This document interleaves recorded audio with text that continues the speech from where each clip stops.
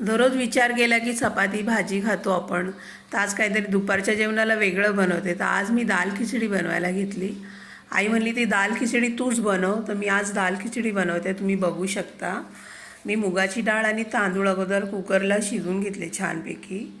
त्यानंतर मी त्याच्यामध्ये कोथिंबीर, कांदा, टमॅटो, हिरवी मिरची कापून घेतली. तेलामध्ये जिरे टाकले मी. त्यानंतर कोथिंबीर, कांदा वगैरे सगळं टाकलं. तेही छान परतून घेतलं. त्यामध्ये हळद टाकलं, मीठ टाकलं थोडंसं आणि ते छानरित्या भाजून घेतलं एकदम. आणि डाळ तांदूळ शिजवलेले ते मी मॅश केले छानपैकी. त्यानंतर तेही मी त्या कांदा टमॅटोमध्ये टाकले. मग व्यवस्थित एकजीव करून घेतलं. थोडीशी कच्ची कोथिंबीर टाकली आणि त्यानंतर मी त्यामध्ये पाणी टाकलं. व्यवस्थित खिचडी रेडी झाली, दाल खिचडी. त्यानंतर दाल खिचडी झाली तर आई म्हणली अरे पापड भाजायला पाहिजेत.